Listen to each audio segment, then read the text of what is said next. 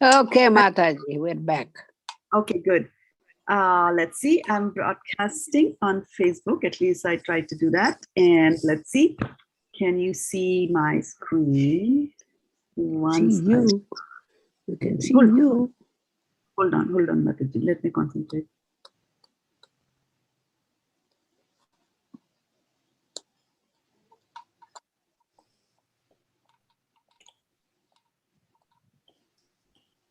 Okay.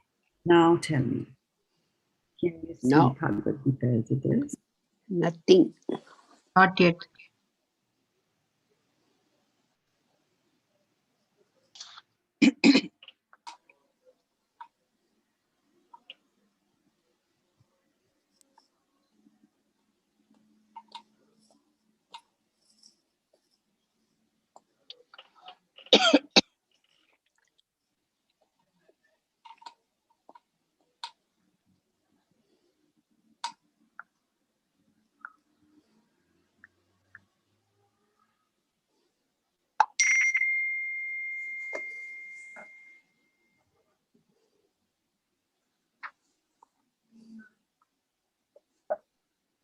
I'm sharing my screen, so somebody will have to tell me that they can see it. We'll have to Not just yet, wait. Mataji. Looks like No. network is slow today. Not yet, Mataji.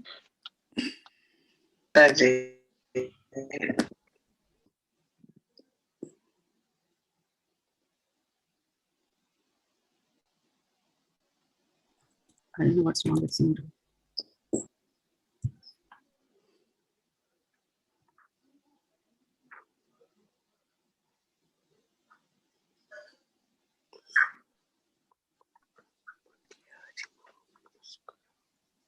Mataji, we have the book in front. You can Yeah, just we do start have it. books, Mataji. If we go by book, it's okay. Okay, that's fine. Yeah. Okay, everybody has got the book? That's Yeah. fine. Yes.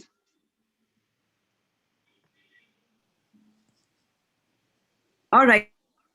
So let's go to the book. And my resources, I'm not able to move unless I'll need to go to the next room and get the book.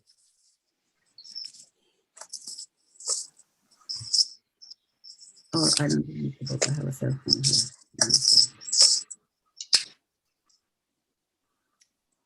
If you can mute yourself, please.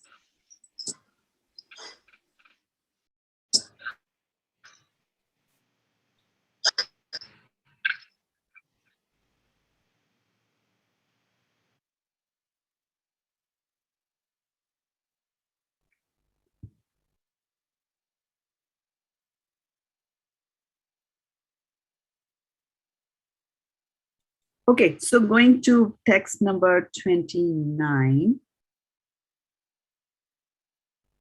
Look at 27 for the translation for 27. So it says, the spirit soul, bewildered by the influence of false ego, thinks himself the doer of activities that are in actuality carried out by the three modes of material nature, right? Then in 28, we talked about, but these are the foolish. But then in 28, we talk about those who are the wise. And then for those who are wise, they said that one who is in knowledge of the absolute truth, Almighty Arm, does not engage himself in the sense and sense gratification, knowing well the difference between work in devotion and work for fruitive results, right? So he knows the right way of doing the. And then in today's verse, which is verse number 29, let's look at that. It says, Prakrite guna samudha sajjante gunakarmasu tan akritsna vido mandan kritsna vinna vichalaye. And the synonyms are prakrite of material nature, guna by the modes, sammudaha befooled by material identification, sajjante they become engaged, guna karmashu in material activities, tan those, akrit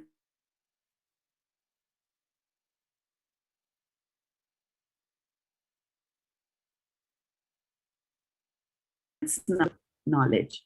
Na, not. Vichalaye, try to agitate. Translation by Srila Prabhupada. Bewildered by the modes of material nature, the ignorant fully engage themselves in material activities and become attached. But the wise should not unsettle them, although these duties are inferior due to the performer's lack of knowledge. Purport by Srila Prabhupada ki jai. Persons who are unknowledgeable falsely identify with gross material consciousness and are full of material designations. This body is a gift of material nature, and one who is too much attached to the bodily consciousness is called manda, or a lazy person without understanding of the spirit soul. Ignorant men think of the body as the self. They accept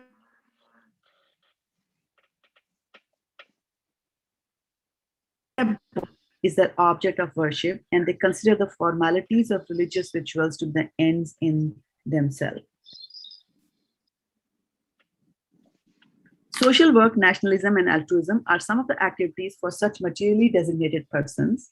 Under the spell of such designations, they are always busy in the material field. For them, spiritual realization is a myth, and so they are not interested. Those who are enlightened in spiritual life, however, should not try to agitate such materially engrossed persons. Better to prosecute one's own spiritual activities silently of life as non-violence and similar materially benevolent work. I'll repeat that. Such bewildered persons may be engaged in such primary moral principles of life as non-violence and similar materially benevolent work. Men who are ignorant cannot appreciate activities in Krishna consciousness, and therefore Lord Krishna advises them not to disturb them and simply waste the valuable time. But the devotees of the Lord are more kind than the Lord because they understand the purpose of the Lord. Consequently, they undertake all kinds of risks, even to the point of approaching ignorant men to try to engage them in the acts of Krishna consciousness, which are absolutely necessary for the human being. Hari Om Tat Sat. So going back again, bewildered by the modes of material nature, the ignorant fully engage themselves in material activities and become attached. But the wise should not unsettle them, right? So, how this is sees a foolish man engaged in prakirtiya kriyamanani gunaya karmani sarvashaha. So such a person should not disturb them.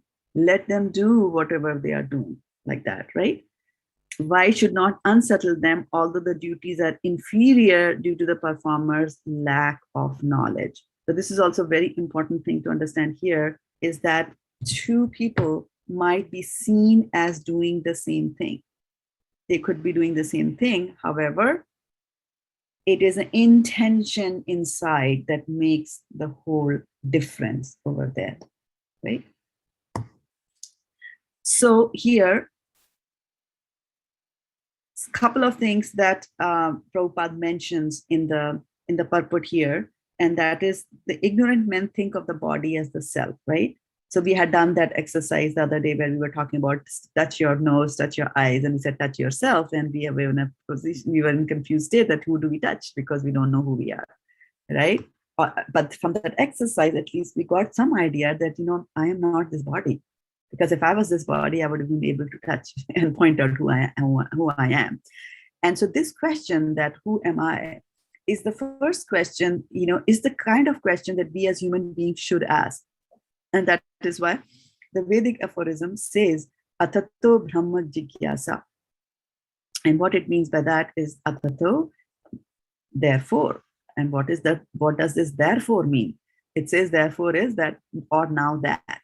So therefore, or now that, so it means now that you have got a human body, Brahma Jigyasa, you should have this question on what is Brahman, what is spiritual. And for you to understand and to ask the question, who is spiritual, you always start with the question, who am I? First, you will ask that question, who am I? And as you start to extrapolate, you will come to you'll come to understand that there is somebody else besides you, and that is God. And then once you find that out, Brahmeti Paramatmeti Bhagwan iti Shabdate. So once you understand that there is God, then you will try to understand what is your relationship with God. Am I God? Or am I a servant of God, right? And once you understand that, once you understand your relationship with God, that is when the true surrender comes. And it took Krishna, 17 full chapters to understand and to make Arjuna understand that. And that's why he showed him the universal form. He talked about the modes of material nature. He talks about divisions of faith and so on and so forth, right? He talked about this material world being an inverted reflection. And so he walks Arjuna through all these, all these phases and all these understandings. Still, Arjuna is, although Arjuna had surrendered in the second chapter itself, when he said, Shishyasteham Shadi Mam Tam Prapannam.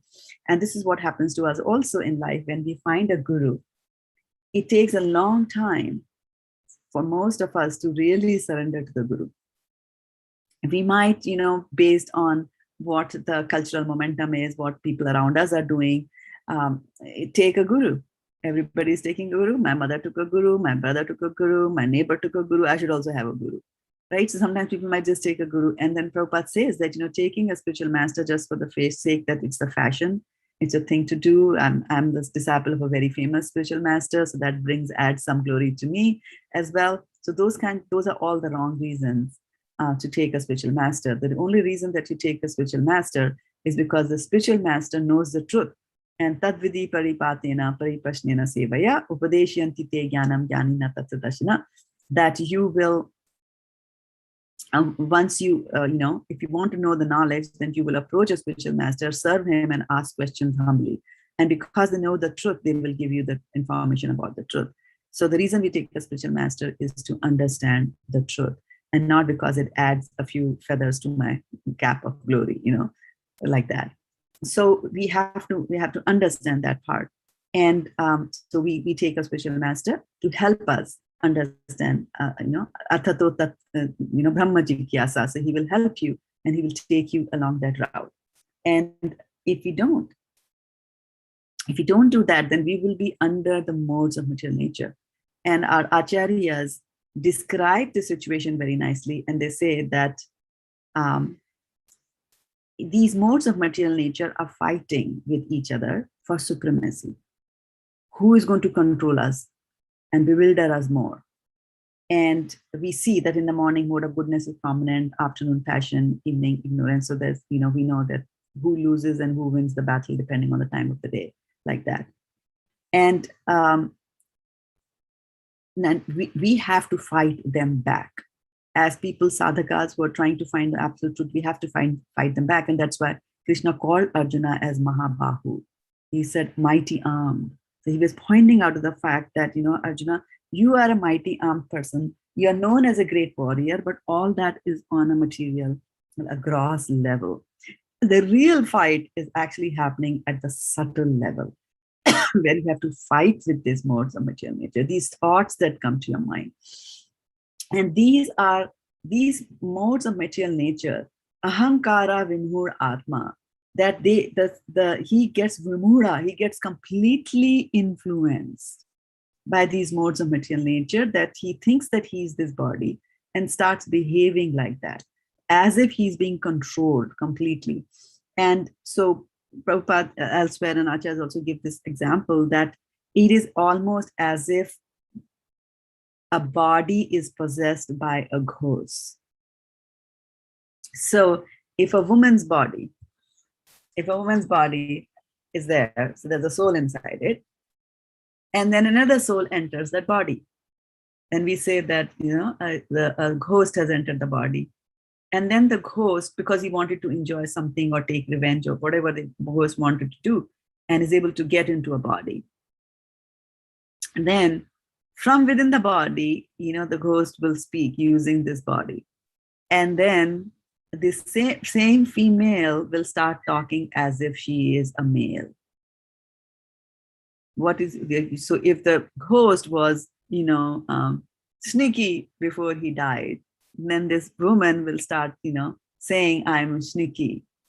and such a person kill me, and I want to do this and I want to do that. So although, the soul was in this body considering herself with the woman and things like that, but when the ghost comes, the equation completely changes, right? So you don't even know who you are, right? So yesterday it was like, I'm Katie, and now I'm Shnikki, like that, because the ghost has come. So just as we get overpowered by a ghost entering into the body, similarly, these modes of material nature also overpower us. And the more we relate, the more that we relate with this material body of ours, the more we are going to get entangled in them. And why it starts with, I think this is my body, and I think there are extensions of this body. And Prabhupada in the purport, brings out, it's a very famous verse, which talks about that, a person who thinks that, this body, which is just made up of 3 elements. So when you look at Ayurveda, we know that the body is made up of Vata, Pitta, and Kapha, right? So it says that if this body is just made up of 3 dhatuke, 3 elements. This body is made up of 3 elements, and a person and a soul is considered to be a vimudha, or a stupid soul, or a bewildered soul, when the soul thinks that he is this body, which is made up of Vata, Pitta, and Kapha, right? The 3 elements, mucus, bile, and air, like that, right? So who thinks that? Then Prabhupada also says, and he thinks that his land, the country in which he was born, is a land of worship. So I am from Sri Lanka, so Sri Lanka is my motherland. I lay down my life for motherland. I'm in America, and I'm an American citizen, so America is mine. This is where I was born. This is my motherland, right? So when we talk about the term born, the born itself is, what is born? The soul is never born. The soul never takes birth or dies, right? We read that in the 2nd chapter. So what is really born? The process of birth is just the soul entering a body, right? And so birth is that. The soul entered a body. Well, the body happened to be in some country, in this planet or in some other planet. And we just, we lay down our lives for a country thinking this is my country. And why is this your country? Because you happen to get inside a body that was lying in that country or was created in that country, right? So simple things like that. Or, you came out of your mother's womb in that country, so you get the citizenship there. So they will think that, those who think that the land in which they were born is the object of their worship, and who think that, religious rituals are there, and they think that the religious rituals are an end to themselves, and which is that, if I do these religious rituals, that is all that I'm supposed to do. So I'm supposed to get up in the morning and, do some charity work. I'm supposed to light a ghee lamp. I'm supposed to keep some fast every now and then. And that is all I'm supposed to do, without knowing the reason and the purpose behind them, right? So he talks about, these kind of people. Then he says that these are not, the right people. They are manda. They are not very intelligent. They are less intelligent. Their mind is, the intelligence is not that sharp, and they are slow, right? Manda buddhi, the intelligence doesn't work very fast. So that is the foolish that Prabhupada is describing. And they say that, they are under that spell. The foolish are under that spell, and they will do a lot of work. They will try to, save the planet. They'll try to, clean up the rivers. They will do all that. And that is not bad work as you speak. But it is Shama eva hi kevalam. It is said Shama eva hi kevalam. And that is that, notpadayet yadiratim.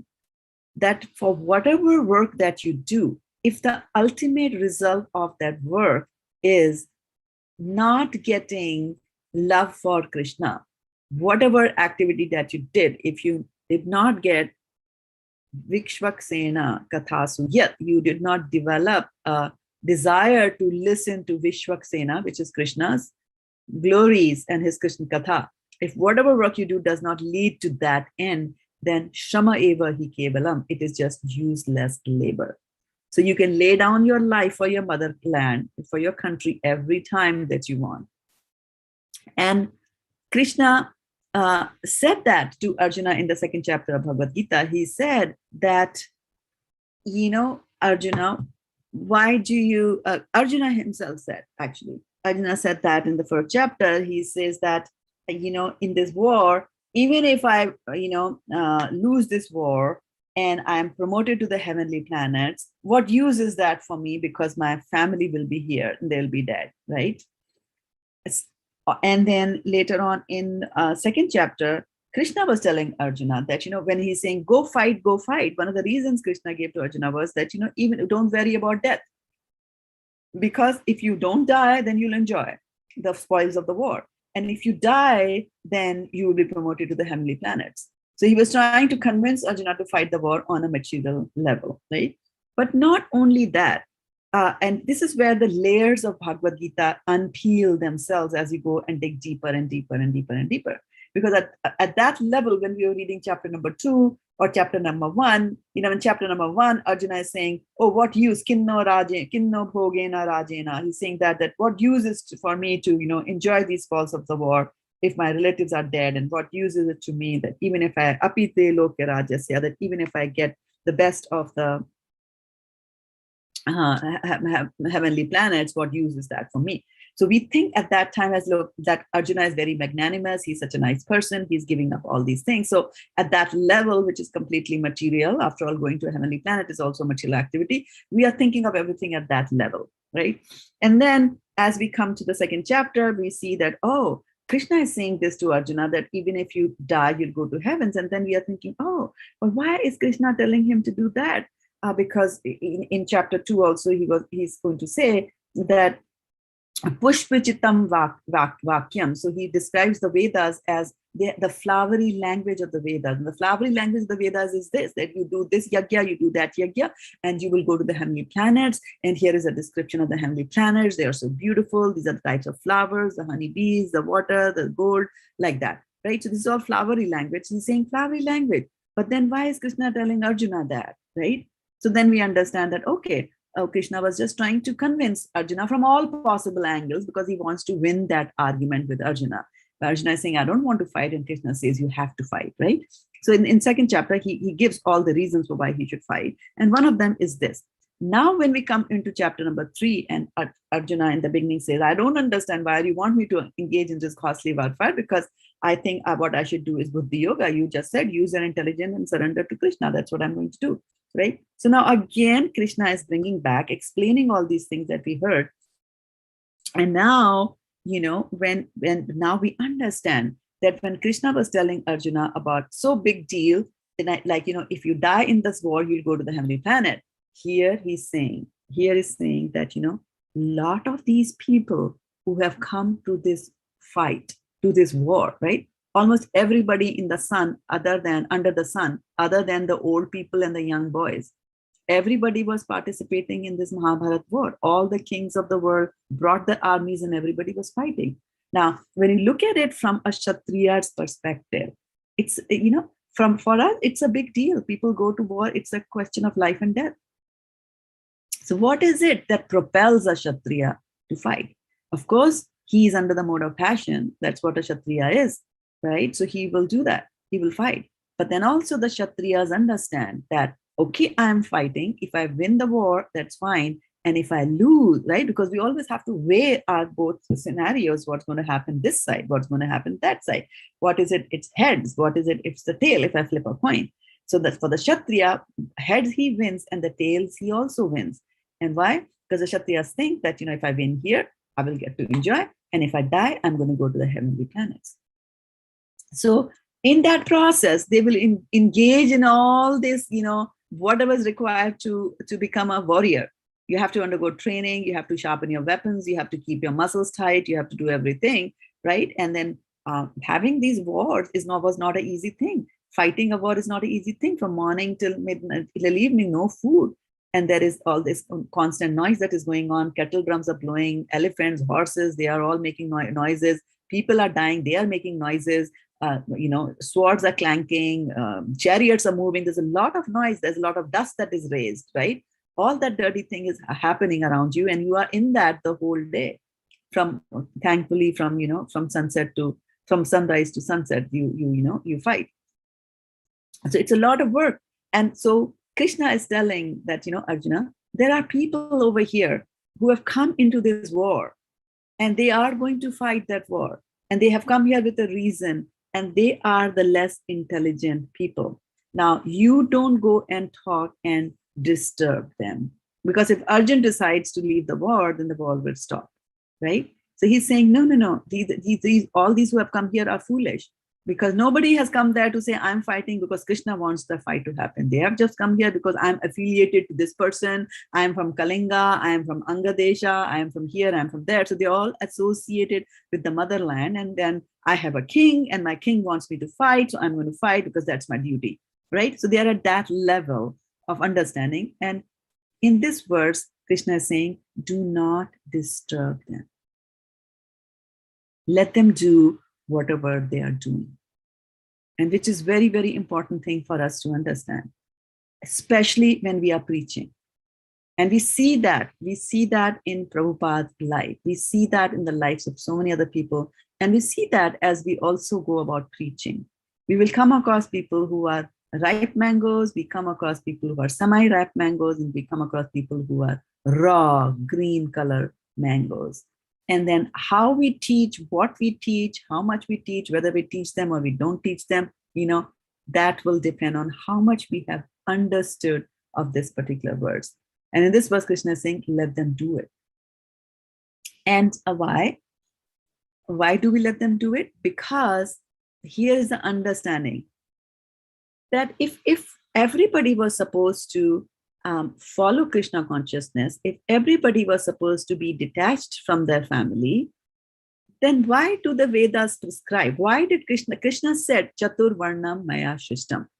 I have created these 4 divisions of life, Chatur Varnam, and then he also has the ashrams, right? So there is a brahmachari ashram. Everybody could be born and they are brahmacharis in the beginning, and then they can take sannyas and then go back to Godhead, right? So why enter into Grihastha ashram? Why even have that ashram? Why did you create that for us, right?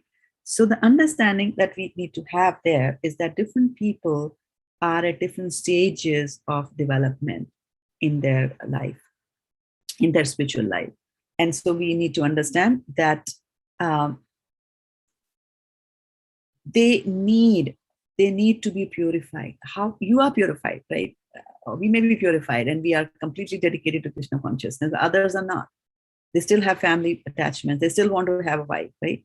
If somebody, we can't force anybody and say, you become a brahmachari. If they have got desires to be a married man, they will, right? So let them be. Do not disturb them. Let them be. And so the idea there is that, okay, you want to enter that ashram, you go and enter that ashram. And as you go through whatever that ashram has to offer you, you will get purified. You will get purified through that.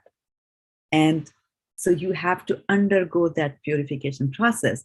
And that's what Krishna is telling him, that, if the foolish are engaged in that, because some people can argue ad nauseum to you why it is important to do food distribution rather than book distribution. And they will say that you are very hard-hearted. You're not thinking about those who are dying of hunger. And if people are going to die of hunger, what use is your book, right? And the answer to that is, there are 90 foolish people and only 10 who are wise, or maybe even less. So why do you worry about that? There are 90 who will cook the food and give. So don't worry about them. Let them do whatever they are doing. So people are having soup kitchens, people are doing anna bhandars and all that. Let them do, right? If they are not distributing prasadam, they're just distributing cooked food, let them do, right? In that process, they will undergo the purification, right? For example, a young man might say that, I want to get married. I want to have a wife. I want to enjoy a female, and I will control her. And guess what? He gets married to somebody who is a very strong woman. And then he suffers for the rest of his life and understands that he is not the controller.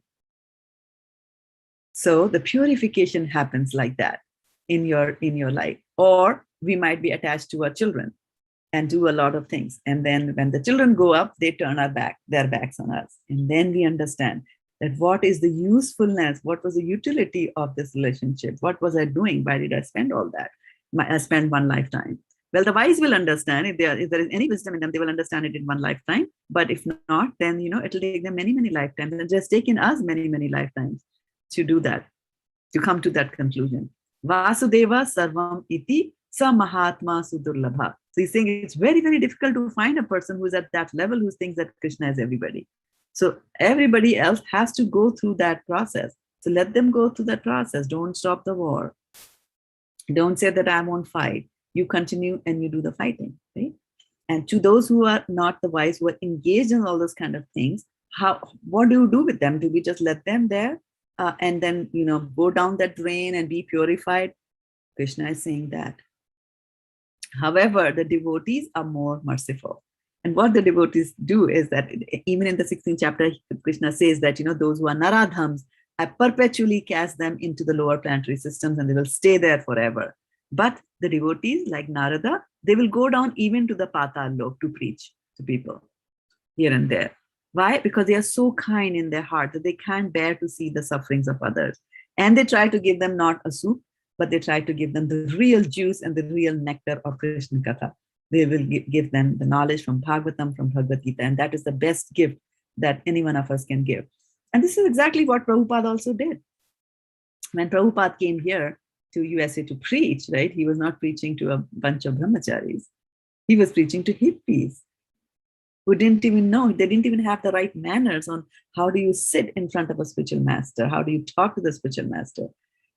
But he allowed them to do that, but slowly through his own example. Being Acharya, through his own example, he taught them the right thing to do. And then, of course, he slipped in some bits of prasadam, and some of the people came just for the prasadam. So when a person comes to your temple and then, gobbles down the prasadam and leaves, we don't get angry at them and say, like, what are you doing? You're coming here only for the prasadam? Here I am. I'm teaching you Bhagavad-gita 3.29. You should listen to that. No. Let them have that prasadam. Let them leave. Let prasadam do its work. And so when you go, so that's why you will see that when you're trying to tame a wild horse, and non-devotees are wild horses, right? They go here and there. So when you're trying to tame a wild horse, sometimes, so how do you tame a horse? When the horse allows you to sit on its back and pull the reins, that's when the horse is tamed, right? So when you try to tame a wild horse, the wild horse will jump, right? From the rear legs, it will raise its rear, throw you out. Then you try to climb back in, pull the reins, it doesn't like it, right? And so what you do is every now and then you loosen the reins also. So here they are just saying, we are letting the reins loose. Let them do whatever they want to do. And they will get purified by that. So sometimes we just go and do that. And when we say, how do we also say things to them, right? One way is to say to them through our own example. The best is that, through your own example. Best way to teach is through our own example. Don't disturb them too much, right? And they will see you and they will get affected by you. It's a very interesting thing that how Jayapataka Swami Maharaj was introduced to Krishna consciousness. And Jayadev Prabhu, who was in charge of the Yatratra, he just invited him, this young boy, and said, why don't you drive the nails in the chariot? And that is it. Did not say anything at all. Driving nails in a chariot is carpenter work, right? And from there, he developed, and now you see where he is, like that. So you start small, you don't push them, and let them be. Let them be. They might not respond to your messages. They might talk back badly to you. Just take it. People used to talk back badly to Prabhupada. They used to argue with Prabhupada a lot. But he just, just took all that in, right? In the Bhagavatam, Narad Muni, there are so many stories of Narad Muni preaching to people. And so there was a king who was very much indulgent, King Prachina Barhi. Those of you who are interested in reading, you can read that in Bhagavatam, canto number 4, towards the later part, I think 25, 26, those verses are there which talk about Prachina Barhi. So he was very much indulgent, very much attached to his family. And so Narad Muni is talking to a king. And kings have got big ego, right? I am a king. You better behave and talk properly to me, right? You just don't point fingers to the king like that. And so we have this nice story, which also, those of you who are from India, and I think from the north part of India, maybe I don't know from the south, but there is this story about the Mughal Emperor Akbar. and he had 9 gems in his court, right? And one of the gems was Birbal, right? Raja Birbal. So there are these nice stories about Akbar and Birbal. And so whenever Akbar sometimes gets angry at Birbal, Birbal never gives him an answer straight back to him, right? There'll be some nice story over there, and then he will go there and show, and then the king will understand that, oh, so this is related to what he was asking me, earlier, and so on and so forth. So there's a way in which you present it. So Birbal is the smart one. Then in these stories of Akbar and Birbal, Birbal is always the smarter one. Turns out to be the smart one, right? So he will always turn out to be, and he'll give a nice witty answer. And in his own way, he's explaining it to the foolish Akbar who doesn't understand, right? Like that. So there's always a way. So here in Srimad Bhagavatam also, we find that there was this king Prachina Barhi who was very totally into material life. And Narad Muni actually wanted him to give it up. Like, you have reached that stage in life, you've enjoyed everything. Now give your kingdom to your sons and then move to the next stage in life. And he was not doing it. But he's not going to tell that to a king. Instead, so Narad Muni goes and tells him a story of a person called Prachina Barhi. Prachina Barhi.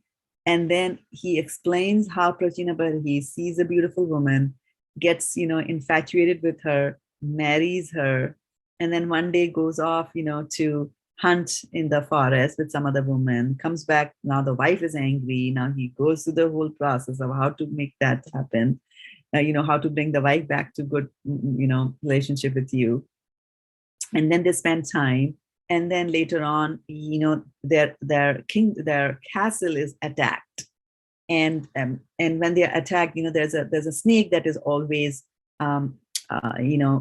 protecting them. And, so basically through allegorical narration, by contrasting, he gives some names to I'm forgetting, the various senses which are there. Then the super soul is represented by the snake that is always protecting him, and so on and so forth. And then a lady by the name of, Jwara or something attacks the castle, and that is the old age that happens, and then the person dies. And then as Prachina Barhi, Puranjana is dying, which is a fictional character. As Puranjana is dying, he thinks about his beautiful wife. And yam yam vapi smaran bhavam tajyatyanta kalivaram. So he gets born as a lady in his next life. And then in his next life, he gets married. She gets married to somebody else. So it just kind of, this story is narrating that how you think that you are this body, you think that you are a man, and you think that you are a king, and in the next life, you become a woman. So what kind of identity crisis is that, right? What do you know? And that is why Krishna hides all our past births with us, because whichever body we are in, we are conditioned to understand that we are in this body. For example, if I were to be told that, hey, you were actually a man in your previous birth, I'll be very confused. What am I supposed to do now? So he tells him about that. And from his story, we see that the fatality of these relationships, and also the fact that they are shanbhangur, right? They are not permanent, right? So today you're married to a beautiful woman, and then tomorrow you die, you also become a woman, right? So what's the deal? What's the thing going on?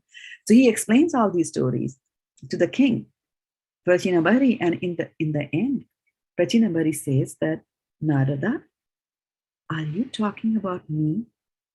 So he gets it. In the end, he says, are you talking about me? And Narada says, of course, I'm talking about you. And then the king understands that. He gives up everything to his kids, goes to the forest to do his duty of that, what the king is. So you see, the wise men will not disturb the foolish. And so this is what today's verse is all about. Okay, so I'll stop here. We are on the top of the hour.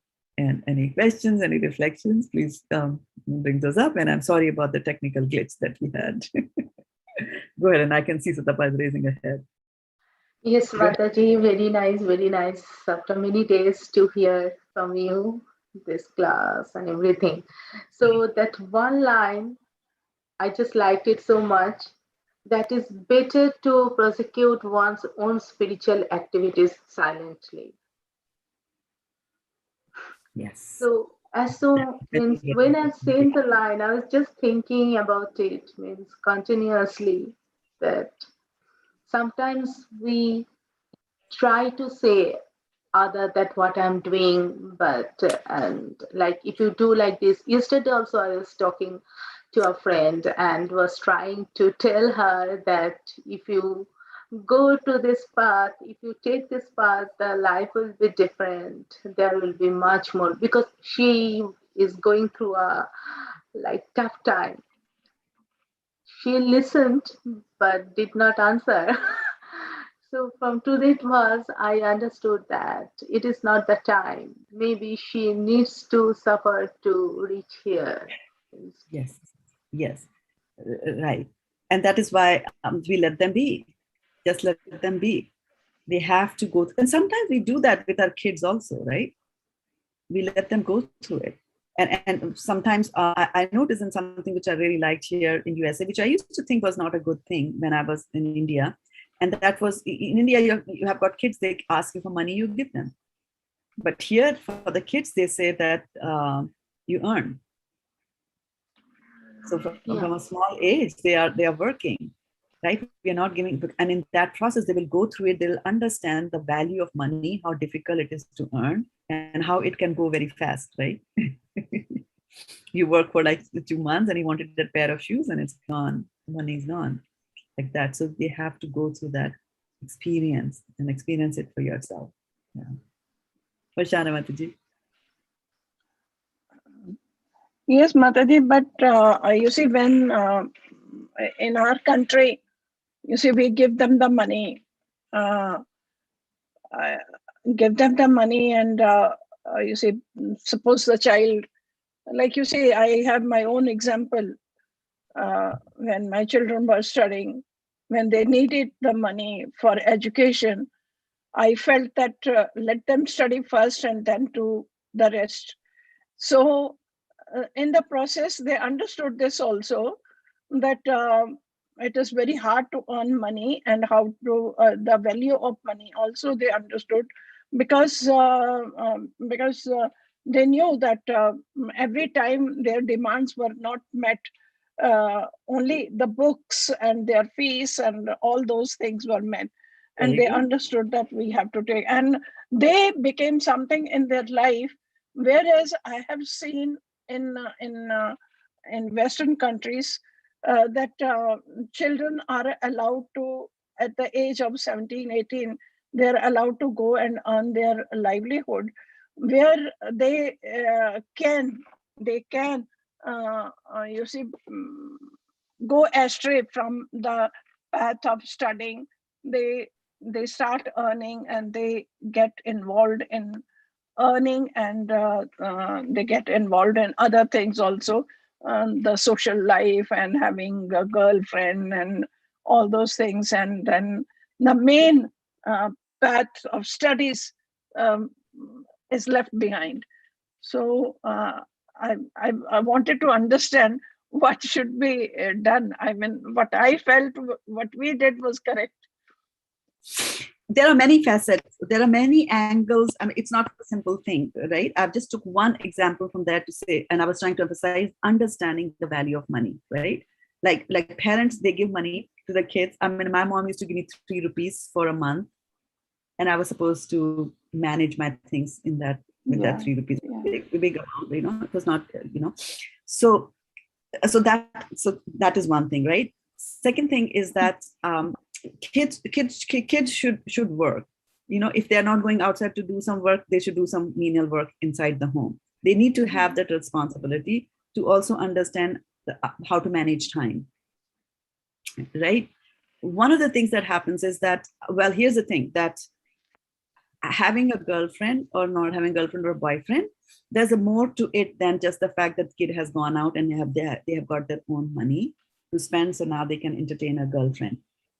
People can entertain a girlfriend from the money that their parents are giving, right? Parents are giving money, they send the child to a school, college to study, boarding school, and then he gets a girlfriend, blows up all the money on the girlfriend. So now we understand how important it is to lay the foundation in the first place. Correct. And how will do we lay the foundation? From our own example, right? If the parents themselves are extravagant, they are throwing away the money. And then I've seen some very rich people who one of them, they were in some interview, and they said that their kid used to go with the nanny and for a walk in the park, and every day when he came back from the walk in the park, he had a new toy. And they were multi-millionaires. It doesn't matter if a child goes and buys a $15 toy, it doesn't make a dent in there, but they stopped it. They told the nanny, no, this child, has to understand the value of it. Buying a toy every day is like, you want this toy, so every day you will be able to buy a toy because I'm the son. No, we made this money, and the child also has to work hard to be able to earn that money. You want a toy, work towards it, like that. And this was actually an Indian family that did that. So not just American. But there's always a good, it's like, this is the world of duality, right? For every good thing, there's always a bad also. For example, you'll also find parents who will rather go on a vacation to Hawaii than pay money for their children's college education. I have seen those situations also, right? So how do you prevent a parent from enjoying so much, right? You have to give them spiritual knowledge. And so that is why I'm saying that, if you just give soup to a parent all the time, unless it's prasadam, if you're just taking care of the food part of the bodily needs of a person, it doesn't do any good, a long-term good, because the body is going to die, and that's it. All the soup that you gave is gone, right? It's actually gone the next day. However, if you give them spiritual knowledge, if you give them spiritual knowledge, then it stays. How long does it stay? For all the time. Even if they die and go and take another body, the spiritual knowledge is then. That's why we see the story of Gajendra in Srimad Bhagavatam, right? He was an elephant caught by a crocodile. And he doesn't know, for 10,000 years or 1,000 years, something like that, he had his foot caught by the crocodile, sorry. And then he remembers the prayers that he did in his previous birth. And he starts reciting the prayers. Look at that. In a different body, in an elephant's body, he could remember the prayers. So that is the kind of investment that we are saying we should make, right? Right? Thank you. Yeah, so that balance, again, we have to make a balance because it's a world of duality. So we have to come to that level and understand that, right? And Mataji, you see, when we are helping somebody in getting educated, means a school education, and along with that, you see, if we help them that this is Bhagavad-gita, and here are also teachings, read one paragraph, one shloka every day, try and understand it. If you don't understand, come to me, and we will sit down and discuss about it. And so Mataji, if both the things go together, will it help them to understand? Is that the correct thing to do? Yes, definitely will help, but you have to remember, you have to bet on the right horse, right? Sometimes people might just come to your class or to your discussions on Bhagavad-gita just because they wanted the money, and they're saying yes to you, and then they have their own agenda. So you have to bet on the right horse. If you're really taking care of a person and you're teaching them Krishna consciousness, and then you're also taking up their bodily needs, and that's fine, because the body and the soul have to stay together, right, to do Krishna consciousness. So that where are you investing your money and your effort and your time? That thing has to be seen properly and a decision made, right?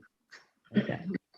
Hare Krishna, Mataji, I have to. Sorry, Varshana Mataji, go ahead. No, please carry on. Yeah, Mataji. Yeah, I'm leaving. Thank you so much. And Mataji, tomorrow morning the class will be there? Yes.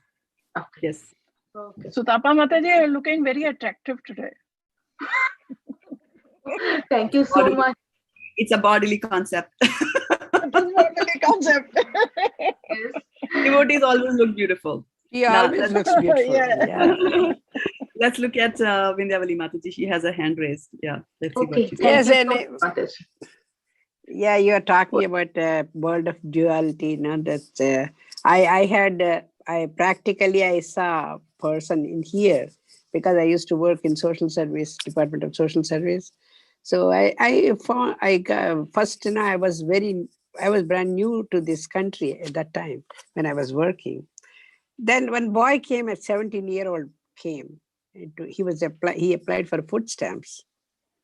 And you don't believe, he's 17 years old and he has a 2-year-old daughter and girlfriend.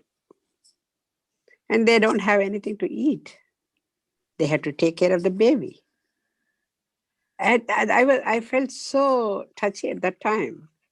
And then you know what? They say independent, and then they can be individually. They will develop and everything. But sometimes it happens. They don't. I don't know whether they have that much knowledge to decide, arrange their money or working and taking care of their family. He's very young. He's 17-year-old. We don't treat him in India like that. Indian mentality, what I'm talking about. We just don't treat them. We say, yes, they can work, but we always tell them, take this, but like Mataji said, at home you can do, but going out and working, they just, that makes them go out of the family. And they'll be their own. And sometimes they may not plan at financial things, That is one thing it used to be bothered, at beginning, because but I'm just new. saying is, but one thing you have to understand, and just so that I explain where I was coming from, right? So what I was not saying that you send the kid out of the house. Like my daughter used to work. My daughter used to work, and she's an only child, and we wanted her to work so that she understood what it means to earn whatever she earned.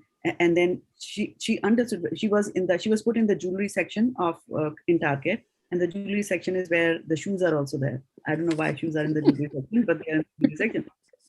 And so people try on the shoes, they will throw them on the ground. She had to pick up all the shoes and put them back in the rack. She hated it so much that she swore that she will never, ever, like that. So it is nice for kids to go to that. I had another person whose son wanted to buy a car. And you know how teenagers will say, a $2,000 car is fine, a $1,000 car is fine, because they think it'll work. Only but they 1,000. Safety measures and things like that, right? They have to be there. So his parents said, okay, why don't you do this? Why don't you go and earn some money? It's not that they threw their son out. He was still living. Why don't you go and earn some money? As much as you earn, we will put as much and get you a better car. Yeah. So you see?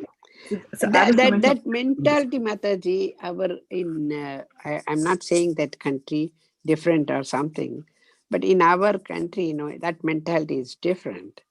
So what you give them and what you tell them, encourage them. I used to get, like you're saying, I used to get 5 rupees from my brother in her pocket money. I used to save that money when I was in India. That $5 rupees I used to save and make 20 rupees from that after 1 or 2 months. Oh God, I used to feel so happy that I saved so $1 million like that at that time. But our mentality is different. Here, if you get $10, let's spend it right away. So that is the thing bothers me all the time.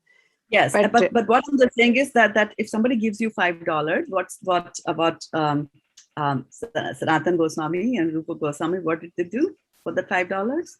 They donated 50% of that. That is I used to use it like that for good purpose. I used to use. My mentality was like that. I used to save that. And what is very nice, and what is a good purpose is what this verse is telling you. These verses are telling you that real good purpose is when you engage your Lakshmi in something which is spiritual. Yeah. Right? And here also they don't throw them out of the house, but kids, once they start earning money, they say, I can be independent, I can stay outside. That's all. Their parents say that you go and make money. They can be independent even in your own house. Yeah, but here it's not that. They could not be earning money. They could be completely dependent on you for money, and still they can be independent and not listen to you. So we don't know what they are doing. That pocket. That's the beautiful life that we are going, right? So that's what I'm saying. That's very important for kids to be trained right from a young age. Right from the beginning. What is the reality? Yeah, that's what they say. From a small plant, we can turn it anyway. But big tree, we cannot do it. That's what in our language they say proverb. A small plant, you can just put support and make it straight. But big tree, when it grows big, cannot do anything. Yes, It goes and so its own all way. these values, like I'm saying, there are also kids who don't study and they will expect their parents to put them into some tuition college so that I want to become a doctor. So now you pay the money, put me in a captivation college, pay the money, and then what, right? So they are good and bad through both the time. But what I'm just saying is people have to understand the value of it. This thing is there. Right? And to understand the value of best is our own example, Mataji. We have to Yes, that's practically show them this is how one has to live. how it works. Right. Exactly. I mean, I know, I just lost the thought. You have to show them through your own example. Again, emphasizing that again, through the way you work. And one way for people to understand the value of things is to, and again, this goes back to the previous verses that we talked about, is to know that everything that is here is coming to us through Krishna. And it is his mercy that we are using this. All these things which are there. For example, people in a rich family, they can afford to pay the electricity bill. So they can afford to come into a room, switch on the light, and then leave it on. Leave it like that. Right? They can do that because it doesn't matter. They can. But if you think that this is Krishna's energy, then it doesn't matter whether you're a pauper or whether you're a prince, you will switch it off. So that understanding and that knowledge has to be given to the kids right in the bottom, right from the beginning, and they should also see their parents doing it. If the parent is opening the parents are the main, they need to show that example. If they don't do, children won't do that. Exactly. And these verses are talking the same thing. Exactly. Whether you are a parent, whether you're a preacher, whether you're a teacher, whether you're a manager, you have to do through your example. You have to preach through your example, like that. Okay. Bhagavad-gita is a wonderful, scripture. Yes. Every step it tells you. I mean, Tells you you can what to relate do. it. Your life. Yes. Thank you so much. Bhagavatam adds the Bhagavatam stories. is more. Yeah. Very deep, very, very deep. Yeah. So when you get the Bhagavatam in your life, and Sanvi Mataji, not Sanvi, Smurti Mataji, her daughter, she got a Bhagavatam set and she's reading it this week. I spent some time getting her started on that, and she has a daughter, and then both mother and daughter will read together, right? Yeah, hopefully we'll be successful in that. Yeah, I'm really hoping that she'll get some inspiration with that. Yeah, when you read another, then she will get it. I'm sure she will, Mataji. She will get it. Actually, so today's summary I wanted to tell, from my side, what I felt is everybody tells, right? Okay, Bhagavad Gita shows you the ways to lead life, but it used to be so complicated. I could not appreciate it, but thankfully today's class, I really, something I learned, I felt. So just sharing my opinion. Keep coming to the classes, you will get it. That will be interesting. One of the things is that like I said, it's like a cabbage. You keep on peeling the layers and you'll get deeper and deeper. The first time I read the Bhagavad Gita first time when my mother was on her deathbed. I read the whole Bhagavad Gita in 3.5 hours or 4 hours. It was in Hindi. I did not understand a single word. I just did it. And which is what was mentioned in today's verse, that who think that the rituals are the end in themselves. So the ritual is your parents are dying, so you have to recite the Bhagavad Gita. That's a ritual without even understanding what exactly does it mean. Right? So 12 years later, when my dad died, and I was here in America, and I couldn't go, but then I knew enough about Bhagavad Gita. So I said, oh, all right, fine, I'll distribute Bhagavad Gita. So I distributed 50 cases of Bhagavad Gita on his death. Actually, I went out the very next day that he died. I went out distributing Bhagavad Gita door to door like that. By the time and I was not even crying. When my mom passed away, I was crying. I was bawling like a child. I was not Krishna conscious at that time. And then later on, at the time my father passed away, I was already initiated. I had a spiritual master. He had already given me enough of information to prepared me for this eventuality in life and how to handle it. Also, did I feel bad? Yes, I felt bad, but not as bad. And I was able to do something concrete. And that is the best gift that I could give to my father, right? One option was to on a plane, fly there. That reminds me, I'm doing little bit of distribution service here also. Very So good. recently I had been to this apartment complex. Oh God, there are 207 apartments. I just There you approached go. one girl and I said, and I started giving. And at least Guru Maharaj, I'm doing our Guru Maharaj wish at least I could do little bit. Not that Very much, nice. but little bit. I'm trying. Very I'm nice. happy. I'm happy with that. I don't know when I'll be back to San Jose again because I don't have any news from them. And they're all, another week she will be in rehab. And then afterwards they will decide. She has to come home